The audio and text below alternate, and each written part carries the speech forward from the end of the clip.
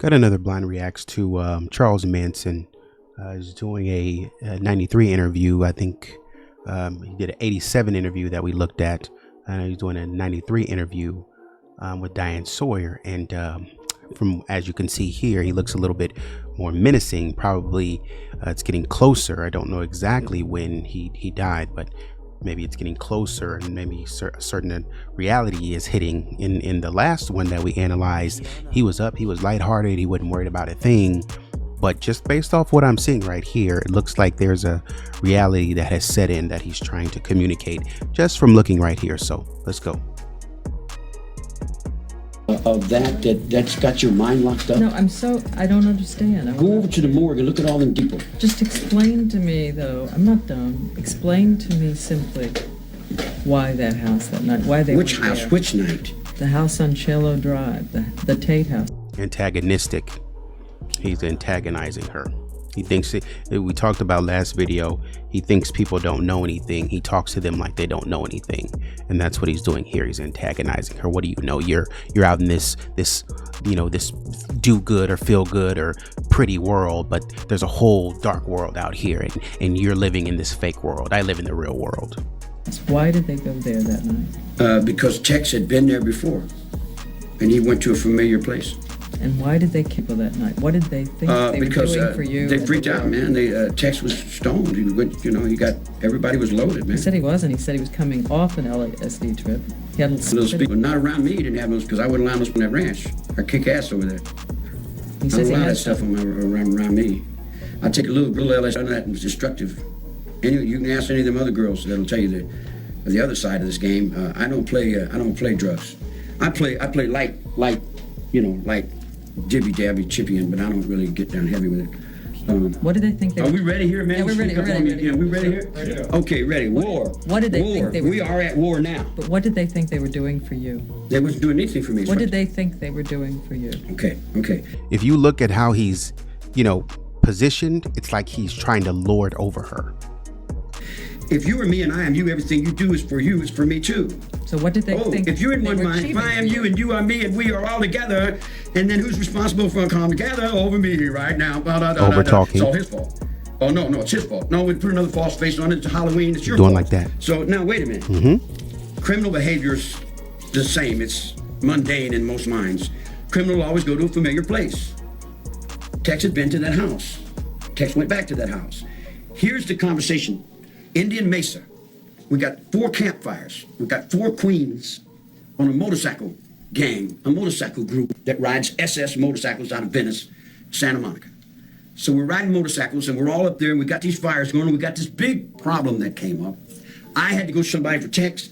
Bobby's in the prison. But you see just how he's talking though. Like he's talking, first of all, he's annoyed, he's upset, but he's talking as if, look, silly, or look, idiot, this is what it is, blah, blah, blah. And he's talking like, she's incompetent. And so you could see with the motions that this is so he's a little bit more expressive because there's an annoyance. I don't know what happened that morning or, that before the interview, but he's annoyed clearly about something. His reporters want to talk to me or whatever. My brother's in jail. Now, understand my mind, all my life I've been in jail because I didn't have no one to get me out of jail. I didn't have no brother outside. So I spent years and years and years and years just because nobody would come sign their name and get me out of jail. And the jail couldn't let me out because I didn't have no place to go. So I spent 22 years in prison because I didn't have nobody outside. I can't let somebody that's with me stay in jail. It just, it's not in my makeup, man. I got to get my brother out of jail. So you needed money to do that. Well, here's the division between your mind and my mind. Here's where the chamber opens up. When you get in trouble, you go to your mother. You call up mother. I ain't got no mother to call. I bet. When you go to the bank, draw some money, pay a lawyer. I ain't got no money. I can't go to no lawyer. I go to a lawyer, I ain't got enough money. I got a little money. And anytime anybody knows anything about lawyers, when you got a little money, it's taking that. They'll take the little money and let you sue them in court. You dig? In other words, like, I don't have enough money to go to the lawyer to get Bobby out. So everybody's standing around and I said, pay me. Pay me what you owe me. Justification. Now. And they said, well, how do we do that? I said, get my brother out of jail. He said, how do we do it? I said, I don't know how you do it. I don't care how you do it. Do it now. Do it. And they said, how do we do it? I said, don't ask me how to do it. I don't want to be no part of no conspiracy. But however you do it and get it done now. And they said, well, we don't know what to do. We'll get a lawyer. And then, here, Leslie and Patty, they said, if we get a lawyer, all they're going to do is lie and take our money anyway. Now, system. he's trying to use his logic to convey something. He's trying to convince her, and he's trying to use a very strong tone to convey it, to make himself more believable. And he's sitting forward to try to make himself more believable, and he's trying to force, it's almost as if he's trying to force the information down her throat. Blame it on your lawyers. If your lawyers ain't lying and taking the money of the poor people, then the poor people got a court to stand on, and they got rights as individuals with a revolution they fought in 1776 that guarantees rights to a common, ordinary farmer, poor man on the street like me. Yep. A rebel. I got my rights in the 76 courtroom. If you don't give me my rights in the courtroom, then I become your King George. Yep. And I got all the rights then. And when I stand on the mountain and I say, do it, it gets done. If it don't get done, then I'll move on it. And that's the last thing in the world you want me to do, because I got that Confederate sword in the kitchen. Don't invoke me. Okay. Do it. Get it done. How do we do it? I don't know. I don't want to be involved in it. I keep a close watch on this heart of mine. In Japan, they call it ninja. I don't get involved in violence. I'm not a violent human being. Did you tell the women to do their witchy things? I said, if you're going to do something, leave something witchy. Just like I would tell you, if you're going to do something, do it well. And leave something witchy. Leave a sign to let the world know that you were there. Have a good day. Did you tell them which words? No. Pig, No. helter-skelter, Nope. arise. Nope. It's not my vocabulary. It's not my generation. I keep telling you that. My generation. Leslie said, in the car on the way to the La Bianca house, you said, this time, make sure they're not scared like last night. Oh, no. It may have been something like this. Yeah, that I remember something like that, but I don't remember exactly the right words.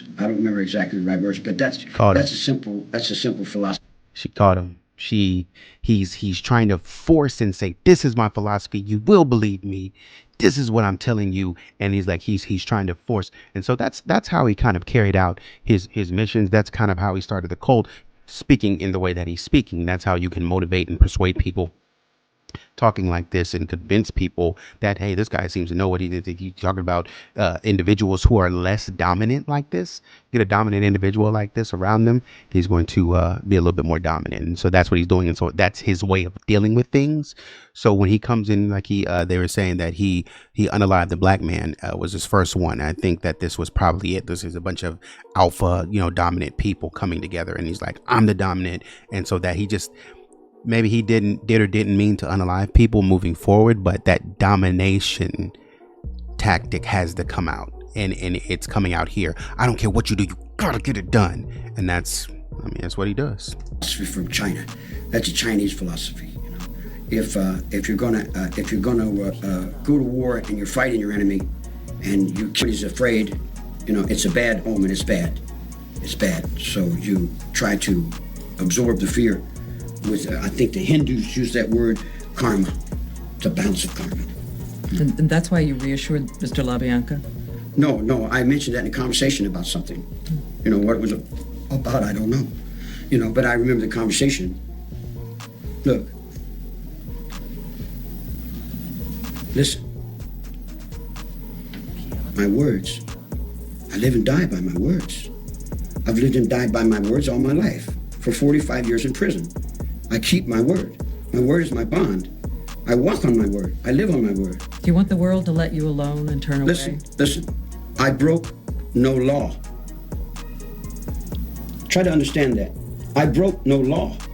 I didn't step out of line with God, and I didn't step out of line with the man. I did not break the law. Now, I told those... I see a lot of criminals do this, especially when they've been caught and there's evidence. I'm not talking about people who have been falsely accused. I'm talking about a lot of criminals, more specifically, who have, the evidence is there. They linked you to it, especially in the age of forensics and stuff like that, and video cameras and genealogy. What he's trying to do is, for some reason, he's trying to absolve himself of guilt and sort of philosophize. And so we talked about in the previous video how, he talks about, oh, I'm just simple, I'm dumb, I don't know anything, I'm a simple man. But he always flashes into this philosophical Charles Manson that really wants to give you everything that he knows, to let you know that, hey, what's in front of you is not as simple as you think. I'll act simple, but what's in front of you is not as simple as you think. I'm actually pretty smart and clever, and I'm more clever than you are. And so I'm going to sit here and just philosophize and go back and forth and debate with you, and try to get you to see it my way. So when you walk out of here, maybe I don't get out of prison, but just to let you know, hey, maybe the system is corrupt, and get, that kind of deal. So it's interesting. People, the same thing that the United States president would tell them. Okay. The only way that you can dispensate life and death is you have to be willing to give yourself to that cause. You can't fight a revolution. You can't do anything unless you're willing to submit yourself to that cause. Right. In other words, that's what you learn in the military. Right. Did you tell them to mutilate so that it would be memorable, so that people would know something was going on? Did you tell them to do it in a memorable way? Hey, I told you what I told them. If you're going to move and you're going to do something, do it with your soul and your heart. Do it right, man. Don't half-step on it. Did they do it right? I don't know. That's up to them. They live with that. They're responsible for their actions.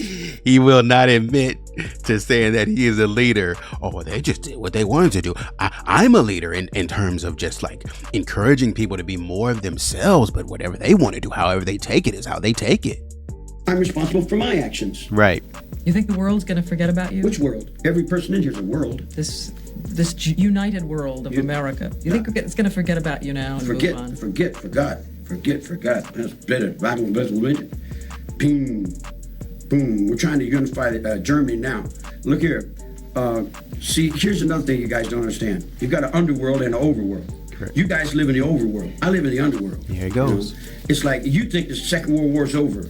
Second World War is not over. You understand what I'm telling you? Right. The Second World War is not over. Right. Is Charlie Manson crazy? Whatever that means. Sure, he's crazy. Ooh, that was a good question. I like that she asked that question, because he's trying not to act crazy, and he knows sometimes how he comes off. She has to ask that question. She has to.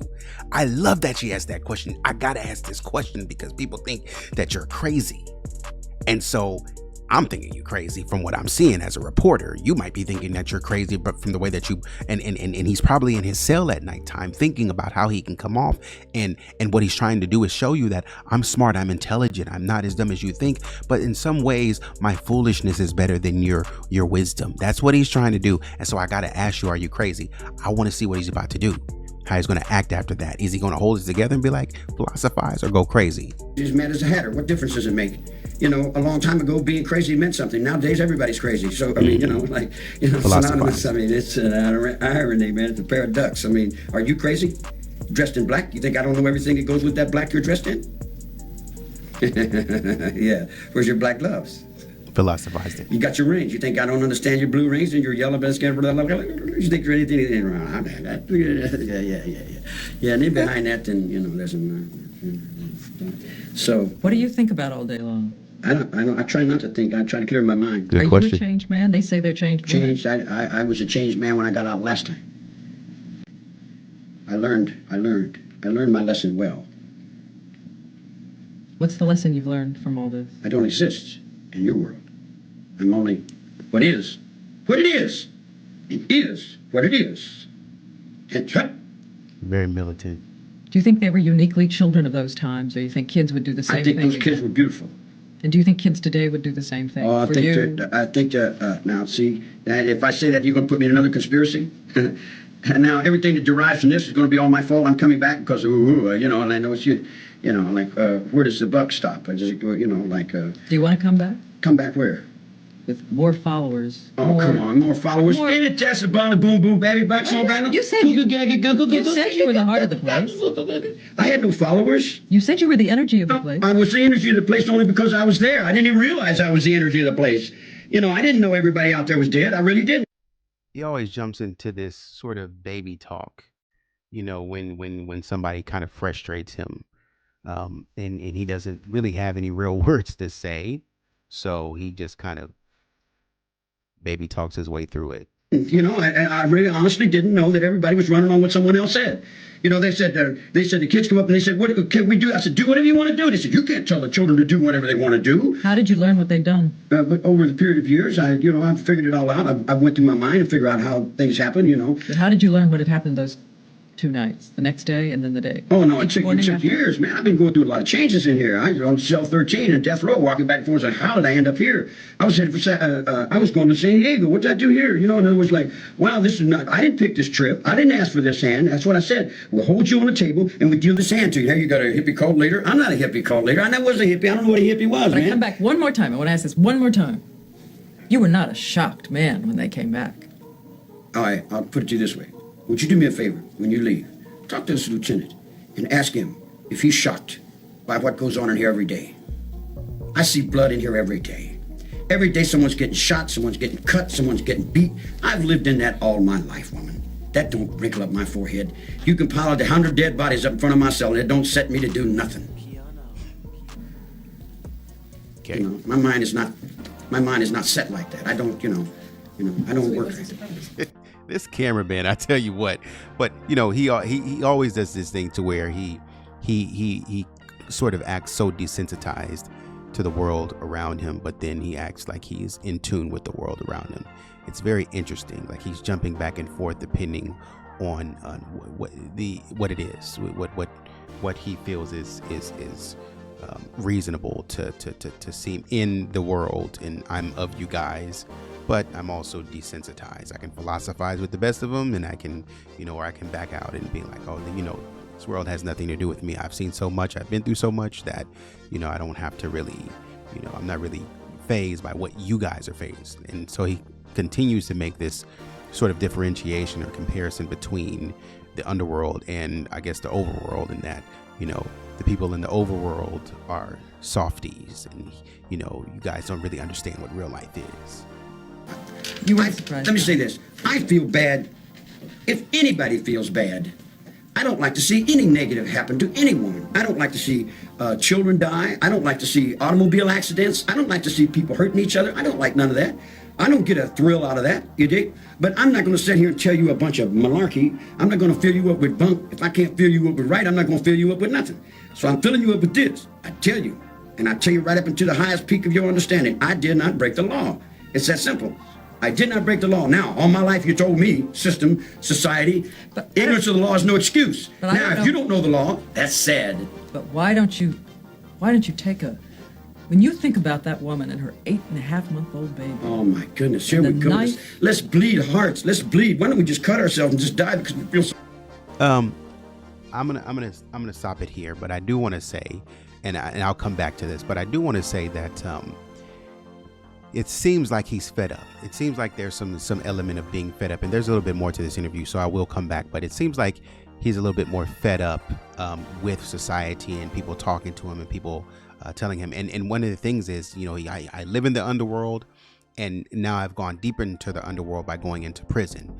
And so when you guys ask me these things, just already know I'm already there. It already makes sense to me. You guys just don't know what you're talking about. You guys just don't understand the world and the plane that I'm living on. And so it's very interesting.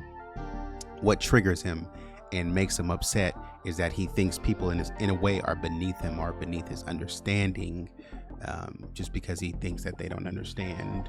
I understand your world, but you don't understand mine. And so he always refers to the system, sort of kind of like an anarchist in a way, and which is, again, probably how he handled the individuals that were in his cult. And this is obviously something, it has to be something that he was preaching to the individuals in his cult. So this is very interesting, his philosophy, and people that, and it tells you something about people, what they will fall under. If you think about Jim Jones, what people will fall under, the philosophy that they will fall under and just be like brainwashed by. So it's very interesting. I'll come back with sort of the finishing touches on this in the next video. And so stick with me, and I'll see you on the next run.